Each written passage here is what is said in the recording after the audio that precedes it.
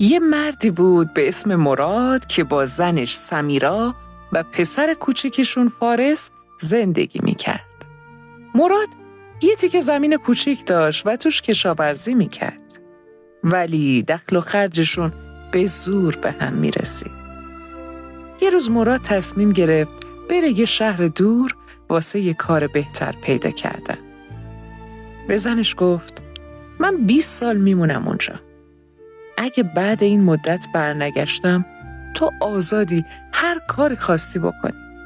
مراد راه افتاد و سمیرا و پسر 1 ماهشون رو گذاشت و رفت. تو اون شهر توی یه آسیاب گندم کار پیدا کرد که صاحبش مرد مهربونی به اسم حاج صالح بود. حاج صالح مراد رو به خاطر زحمت کشی و درست کاریش خیلی دوست داشت. 20 سال که گذشت مراد تصمیم گرفت برگرده روستاش. به حاج صالح گفت دیگه باید برم. دلم واسه یه زن و بچم تنگ شده. زنم قول داده که منتظرم بمونه. حاج صالح کلی اصرار کرد 1 سال دیگه بمونه. ولی مراد محکم گفت میخوام برگردم. حاج صالح 3 تا سکه طلا بهش داد و گفت این هدیه ناقابل من. مراد تشکر کرد. سکه ها رو گرفت و زد به راه روستا. بی خبر از این که چه اتفاقی جلوشه. تو راه با 2 تا جوون و یه پیرمرد برخورد کرد. سلام علیک کردن. مراد دید پیرمرده داره به گنجشکا نگاه میکنه و میخنده. ولی 1 کلمه حرف نمیزنه. از جوونا پرسید این پیرمرد کیه؟ گفتن پدرمونه. پرسید چرا میخنده؟ گفتن زبون پرنده ها رو میفهمه و از حرفاشون کیف میکنه. پرسید پس چرا هیچی نمیگه؟ گفتن هر کلمه‌ای که میگه 1 سکه طلا قیمتشه.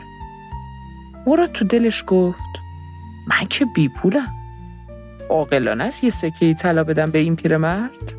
یکم فکر کرد و 1 سکه از جیبش در آورد و به پیرمرد داد. پیرمرد سکه رو گرفت و گفت هیچ وقت وارد رودخونه خروشان نشو. بعد دوباره ساکت شد. مراد با تعجب گفت چه پیرمرد عجیبیه. زبان پرنده ها رو میفهمه و واسه 2 کلمه 1 سکه میگیره. این بار سکه دوم رو داد.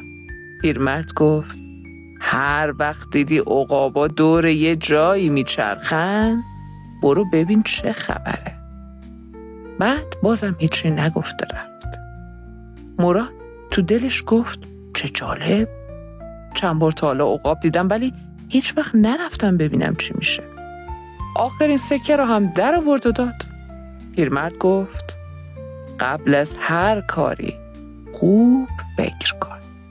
و بعد دوباره به راهش ادامه داد. مراد ادامه مسیر رو رفت و تو فکر حرفای پیرمرد بود. نمیدونست همین حرفای ساده